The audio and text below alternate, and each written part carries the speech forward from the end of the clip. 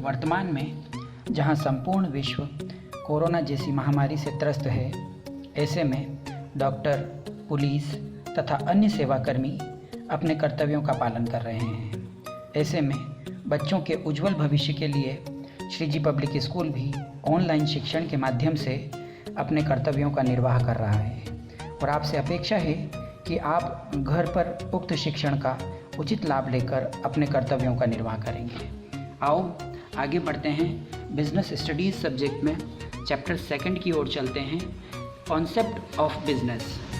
सबसे पहले बात करते हैं मीनिंग की। All human beings have different type of needs, so in order to fulfil those needs they have to perform some activities. हर human being, हर व्यक्ति किसी न किसी कार्य के लिए, किसी न किसी आवश्यकता की पूर्ति के लिए किसी न किसी कार्य को करता है, किसी न किसी एक्टिविटी को करता है और इस एक्टिविटी को करके वो अपना जीवन यापन करता है और पैसा कमाता है। The term business is used to denote in economic sense efforts of the people for the wealth producing activities. यहाँ पर अपन बात करें तो बिजनेस एक्टिविटीज़ को अपन क्या कह सकते हैं? बिजनेस एक ऐसी एक्टिविटी है जिसका संबंध धन कमाने के लिए संपन्न की जाने वाली क्रियाओं से और एक्टिविटीज़ से है। जैसे एक किसान खेती करता है, डॉक्टर चिकित्सा करता है, एडवोकेट अब केस लड़ता है, टीचर पढ़ाता है, सीए, सीएस, डॉक्टर, एडवोकेट, ये सब क्या है? प्रोफेशन है। ऐसे ही बिजनेसमैन बिजनेस करता है और पैसा कमाता है। तो सीधा सा अर्थ यहाँ पर मीनिंग की बात कर रहे हैं बिजनेस के, तो बिजनेस आर्थिक क्रियाओं से, इकोनॉमिक एक्टिविटीज़ से रिलेटेड है और लाभ अर्जन के लिए, पैसा कमाने के लिए की जाने वाली एक्टिविटीज़ है। आगे बढ़ते हैं, बात करते हैं डेफिनेशन की। अकॉर्डिंग टू व्हीलर की बात करते हैं। बुक के अंदर कई सारी डेफिनेशन दी गई हैं, पर यहाँ पर अभी एक ही डेफिनेशन है और आपको इसे एज इट इज़ लर्न करना है। Business is an institution organized and operated, provide goods and services to society under the incentive of private gain। Business क्या है? बिजनेस से तात्पर्य एक ऐसी इंस्टीट्यूशन से है जो कि लाभ कमाने के उद्देश्य से बनाया गया है, प्रॉफिट अर्न करने के ऑब्जेक्टिव से बनाया गया है और वो समाज में, सोसाइटी को गुड्स और सर्विसेज प्रोवाइड करवाता है व्यक्तिगत लाभों के लिए। आगे चलते हैं, बात करते हैं ह्यूमन एक्टिविटीज़ की। ह्यूमन एक्टिविटीज़ को 2 पार्ट में क्लासीफाई किया है। एक तो है इकोनॉमिक एक्टिविटीज़, दूसरा non economic activities.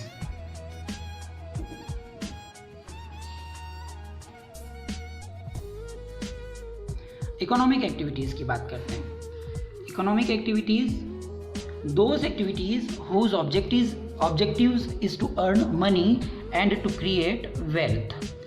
Economic activities कौन सी एक्टिविटीज़ हैं? वो सारी एक्टिविटीज़ जिनका संबंध पैसा कमाने से है, धन अर्जन से है, वो सब इकोनॉमिक एक्टिविटीज़ कहलाती हैं। लिखा हुआ है main aim to earn more and more profit. Economic activities में बिजनेसमैन क्या चाहता है? ज़्यादा से ज़्यादा प्रॉफिट अर्न करना चाहता है। एग्जाम्पल्स की बात करें तो जैसे people working in any factory, कोई भी व्यक्ति जब किसी फैक्ट्री में काम करता है तो उसे क्या मिलता है? पैसा मिलता है। कुकिंग फूड इन रेस्टोरेंट, किसी रेस्टोरेंट के अंदर फूड बनाना, कुकिंग करना। A teacher teaching in school, teacher school में पढ़ाता है तो उसे क्या मिलती है? सैलरी मिलती है जब वो स्कूल में पढ़ाता है। इसके जस्ट अपोजिट बात करते हैं तो नॉन इकोनॉमिक एक्टिविटीज़ की बात करते हैं। Those activities whose aim is not earn money but to satisfy social और emotional needs. Non economic activities कौन सी एक्टिविटीज़ हैं? वो सारी एक्टिविटीज़ जिनका संबंध धन कमाने से नहीं है, मनी से नहीं है, इनका संबंध सोशल और इमोशनल नीड से है, मतलब सामाजिक और भावनात्मक। जैसे बात करें इनसे क्या होता है? मेंटल सेटिस्फेक्शन, मानसिक संतुष्टि की प्राप्ति होती है। जैसे एक महिला, एक housewife cooking food for her family, जैसे एक हाउसवाइफ घर के अंदर भोजन बनाती है, किसके लिए? अपने परिवार के लिए बनाती है। A teacher teaching his daughter और सन एक टीचर जब घर पे अपने बेटे और बेटी को पढ़ाता है तो क्या होता है, क्योंकि फैमिली रिलेशन है और इससे उसे मानसिक संतुष्टि प्राप्त होती है। गोइंग टू टेम्पल, जब मंदिर दर्शन करने जाते हैं, चैरिटी करते हैं, इन सारी चीज़ों से धन की प्राप्ति नहीं होती है पर मानसिक संतुष्टि, मेंटल सेटिस्फेक्शन मिलता है, इसलिए इन्हें क्या कहते हैं, नॉन इकोनॉमिक एक्टिविटीज़ कहते हैं। तो यहाँ पर हमने दो टॉपिक को क्लियर कर लिया है, इकोनॉमिक एक्टिविटीज़ और नॉन इकोनॉमिक एक्टिविटीज़। आगे चलते हैं, बात करते हैं कैरेक्टरिस्टिक्स और फीचर्स की। अगर आप लोगों को मीनिंग, डेफिनेशन अच्छे से क्लियर हो गया होगा तो आप आसानी से फीचर्स बना सकते हैं, फीचर्स को समझ जाएंगे। एन इकोनॉमिक एक्टिविटी, जैसा कि हम बात कर चुके हैं, बिजनेस क्या है, एक इकोनॉमिक एक्टिविटी है। Business is considered as an economic activity as it is undertaken with the objective of earning money, और इसका संबंध किससे है, पैसा कमाने से है।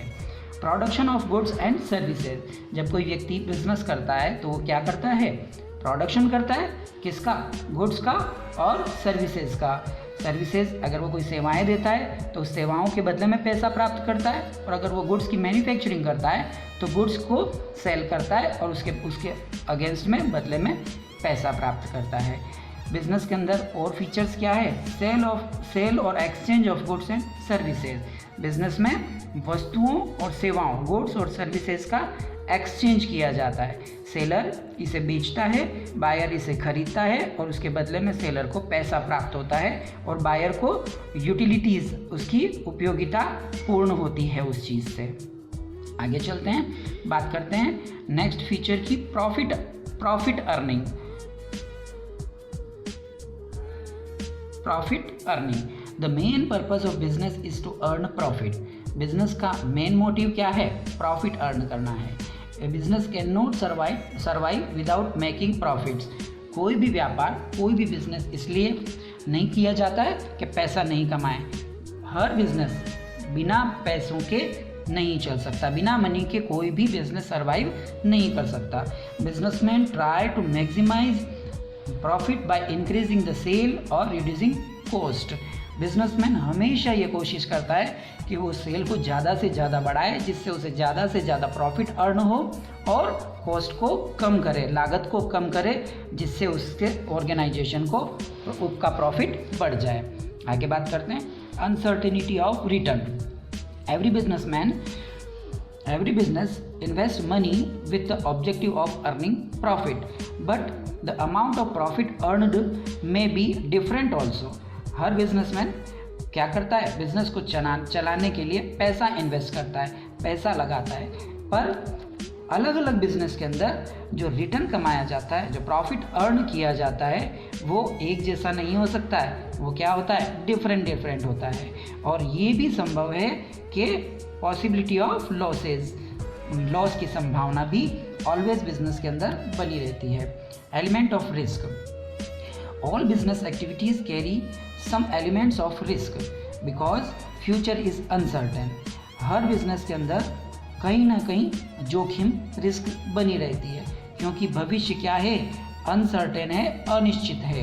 And business has no control over several factors, और बिजनेस का कुछ ऐसे एलिमेंट्स हैं जिनके ऊपर कंट्रोल नहीं है, जैसे strikes, fire, theft.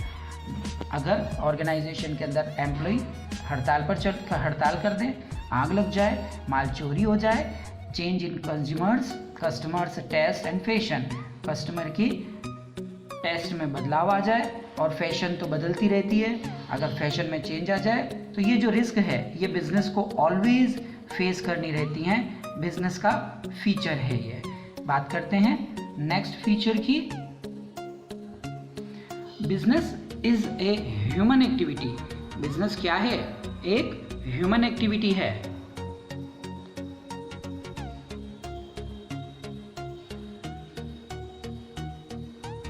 Business is a human activity. Because in which human economic activities are considered. Business human activities क्यों हैं? क्योंकि ये ह्यूमन बीइंग के थ्रू परफॉर्म की जाती है। किस लिए परफॉर्म की जाती है? कुछ न कुछ गेन करने के लिए, मतलब प्रॉफिट गेन करने के लिए। In business animals birds and others activities are not include. और बिजनेस के अंदर एनिमल्स, बर्ड्स और अदर एक्टिविटीज़ को शामिल नहीं किया जाता है। आगे चलते हैं। हमने पहले बात करी थी इकोनॉमिक और ह्यूमन एक्टिविटीज़ के दो पार्ट में डिवाइड किया था हमने, इकोनॉमिक और नॉन इकोनॉमिक एक्टिविटीज़। बात करते हैं इकोनॉमिक एक्टिविटीज़ की, उसे भी 3 पार्ट में क्लासीफाई किया है। बात करते हैं बिजनेस, प्रोफेशन और एम्प्लॉयमेंट की। हम पहले बिजनेस के बारे में पढ़ चुके हैं। It refers to those economic activities which are connected with purchase, production and sale of goods. Business क्या है? बिजनेस इकोनॉमिक एक्टिविटी है जिसका संबंध परचेज, प्रोडक्शन और सेल ऑफ गुड्स से है। क्रय करना, उत्पादन करना और वस्तुओं और सेवाओं को बेचना। The objective of earning profit, और ऑब्जेक्ट क्या है? पैसा कमाना। प्रॉफिट अर्न करते हुए इन वस्तुओं और सेवाओं को बेचना क्या कहलाता है? बिजनेस कहलाता है। बात करते हैं प्रोफेशन की। It includes those activities which require special knowledge and skill. जब कोई व्यक्ति अपना टैलेंट, अपनी स्किल को किसी अनादर पर्सन को देता है और उसके बदले में फीस चार्ज करता है तो उसे प्रोफेशन कहा जाता है। जैसे टीचर, डॉक्टर, लॉयर, ये सब प्रोफेशन हैं और ये क्या करते हैं? अपनी स्किल और टैलेंट्स को देकर उसके बदले में फीस लेते हैं। बात करते हैं एम्प्लॉयमेंट की। It refers to the occupation in which people work for other and get remuneration in return. इसके अंदर एक व्यक्ति जब किसी अनादर व्यक्ति के अंडर में काम करता है तो उसे एम्प्लॉयमेंट कहा जाता है। जैसे एक टीचर जब स्कूल में काम करता है तो वो क्या है? एम्प्लॉई है और एम्प्लॉयमेंट है। पर वो अगर अपने इंस्टीट्यूशन पर किसी स्टूडेंट्स को पढ़ाता है तो उस समय वो क्या है? उसकी नॉन इकोनॉमिक एक्टिविटी है। ठीक है, आगे चलते हैं, बात करते हैं बिजनेस, प्रोफेशन और एम्प्लॉयमेंट में डिफरेंस की। ये जो क्वेश्चन है, ये क्वेश्चन कई बार एग्ज़ाम में पूछा जाता है, इसलिए ये एक इम्पोर्टेंट क्वेश्चन बन जाता है। तो आप लोगों प्लीज़ इसे केयरफुली ध्यान से सुनें। अभी तक जब भी हम डिफरेंस के पॉइंट को पढ़ते आए हैं तब हम केवल 3 पॉइंट ही बनाते आए हैं, 3 हेडिंग ही बनाते रहे हैं, जैसा कि यहाँ पर दिख रहा है बिजनेस, प्रोफेशन और एम्प्लॉयमेंट, है ना। पर अब आप बड़ी क्लासों में हैं तो अब आपको क्या करना है? बेस पॉइंट भी बनाना है। अगर आपको बेस पॉइंट के हेडिंग याद रहेंगे तो आप आसानी से बिजनेस, प्रोफेशन या एम्प्लॉयमेंट या जो भी कंटेंट है उसे क्लासीफाई कर पाएंगे। बात करते हैं सबसे पहले बिजनेस, प्रोफेशन और एम्प्लॉयमेंट के फर्स्ट पॉइंट की। मोड ऑफ इस्टेब्लिशमेंट, कॉमेंसमेंट, स्थापना। बिजनेस कैसे इस्टेब्लिश किया जाता है? तो starts after completing some legal formalities. Business को इस्टेब्लिश करने के लिए कुछ लीगल फॉर्मेलिटीज़ करनी होती हैं, वो फॉर्मेलिटीज़ पूरी हो जाती हैं तो बिजनेस स्टार्ट किया जा सकता है। प्रोफेशन की बात करते हैं। Profession, membership a professional body and certificate of practice required. जब कोई व्यक्ति किसी प्रोफेशन को करता है तो उसे प्रोफेशनल इंस्टीट्यूशन से सर्टिफिकेट लेना होता है, प्रैक्टिस करनी होती है, ट्रेनिंग करनी होती है, उसके बाद वो उस प्रोफेशन को स्टार्ट करता है। बात करते हैं एम्प्लॉयमेंट की। Employment start after getting appointment letter.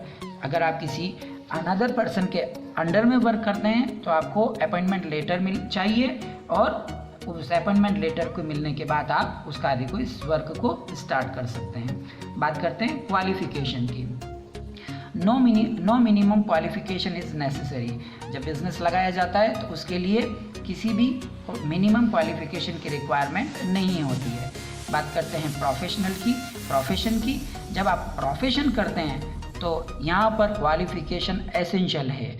Without qualification, without training, without certificate आप प्रोफेशन नहीं कर सकते हैं। जैसे teacher, doctor, lawyer, CA, CS, ये सब प्रोफेशनल वर्क हैं। इसके लिए आपको क्या करना होता है, प्रोफेशनल सर्टिफिकेट, डिग्री और ट्रेनिंग करना होता है, तब आप उस वर्क को स्टार्ट कर सकते हैं। एम्प्लॉयमेंट, जब आप एम्प्लॉयमेंट करते हैं तो qualification and training as prescribed by the employer, आपको क्वालिफिकेशन जो कि एम्प्लॉयर ने डिसाइड की है उस अकॉर्डिंग वो क्वालिफिकेशन होना चाहिए उस वर्क के लिए, तब आप उस वर्क को कर सकते हैं। कैपिटल इन्वेस्टमेंट, बिजनेस के लिए कैपिटल की बात करते हैं तो capital needed according to its size and capacity. जितना बड़ा बिजनेस होगा उतनी ज़्यादा कैपिटल की रिक्वायरमेंट होगी, छोटा बिजनेस होगा तो कम कैपिटल की रिक्वायरमेंट होगी। और प्रोफेशन की बात करते हैं, limited capital for establishment, profession के अंदर कैपिटल की रिक्वायरमेंट क्या है, कम है, बहुत कम कैपिटल से भी प्रोफेशन को स्टार्ट किया जा सकता है। एम्प्लॉयमेंट, नो कैपिटल रिक्वायर्ड, जब आप किसी पर्सन के अंडर में वर्क करते हैं तो आपको कैपिटल की रिक्वायरमेंट नहीं होती है, कैपिटल तो जिसके अंडर में आप वर्क कर रहे हैं वो पर्सन इन्वेस्ट करता है। Code of conduct, code of conduct का यहाँ मीनिंग है रूल्स रेगुलेशन से बात कर रहे हैं अपन, नियम कानून। जब बिजनेस स्टार्ट करते हैं तो no prescribed code of conduct, कोई भी rules regulation code of conduct नहीं है। पर कुछ बिजनेस ऐसे हैं जहाँ पर अगर लाइसेंस लेना होता है, लाइसेंस एसेंशियल होता है, उस सिचुएशन में क्या करना पड़ता है, कुछ कोड ऑफ कंडक्ट्स होते हैं उसे अप्लाई करना होता है। प्रोफेशन की बात करते हैं, code of conducts as prescribed by the respective professional body, जो भी प्रोफेशनल एसोसिएशन है उसने कुछ rules regulation code of conducts अगर बनाए हैं तो उसे फॉलो करना पड़ता है। जैसे लॉयर है तो लॉयर को बार काउंसिल ऑफ इंडिया के रूल्स रेगुलेशंस को फॉलो करना होता है। जैसे डॉक्टर हैं तो उन्हें मेडिकल काउंसिल ऑफ इंडिया के code of conducts rules regulations को फॉलो करना होता है। एम्प्लॉयमेंट की बात करते हैं, needs to follow the code of conduct as prescribed in the service contract. जब एम्प्लॉयमेंट होता है तो एक एग्रीमेंट बनता है, एक कॉन्ट्रैक्ट बनता है, अपॉइंटमेंट लेटर मिलता है। उस अपॉइंटमेंट लेटर के अंदर जो भी एग्रीमेंट में रूल्स रेगुलेशंस या कोड ऑफ कंडक्ट डिसाइड किए गए हैं उसे उस सर्विस कॉन्ट्रैक्ट के अंदर जो रूल्स रेगुलेशन है उन्हें फॉलो करना होता है, उन्हें मानना होता है। मेन ऑब्जेक्टिव, बात बिजनेस का मेन ऑब्जेक्टिव क्या है, more and more profit earn करना, मैक्सिमम प्रॉफिट अर्न करना। पर प्रोफेशन का मेन मोटिव क्या है, to provide professional services provide करवाना मेन मोटिव है। और एम्प्लॉयमेंट का मेन मोटिव क्या है, to earn regular income and satisfy the employer, अपने लिए salary, wages, commission, bonus earn करना और अपने एम्प्लॉयर को सेटिस्फाई करना मेन ऑब्जेक्टिव होता है एम्प्लॉयमेंट में। रिवार्ड या रिटर्न, बिजनेस के अंदर रिटर्न में क्या मिलता है, तो प्रॉफिट मिलता है। और प्रोफेशन के अंदर बदले में प्रोफेशनल को क्या मिलता है, प्रोफेशनल फीस मिलती है। जैसे डॉक्टर फीस चार्ज करता है, टीचर फीस लेता है। ऐसे ही जब एम्प्लॉयमेंट होता है तो एम्प्लॉयमेंट में एम्प्लॉय को क्या मिलता है, remuneration means salary, wages, commission, bonus. बात करते हैं लास्ट पॉइंट की, रिस्क। बिजनेस के अंदर हाई रिस्क होती है as compare to business, profession के अंदर लो रिस्क होती है और एम्प्लॉयमेंट नो रिस्क होती है, रिस्क नहीं होती है। क्यों? क्योंकि एम्प्लॉयर के अंडर में वर्क करता है, उसने कुछ इन्वेस्टमेंट किया ही नहीं है, इसलिए उसकी रिस्क कम है।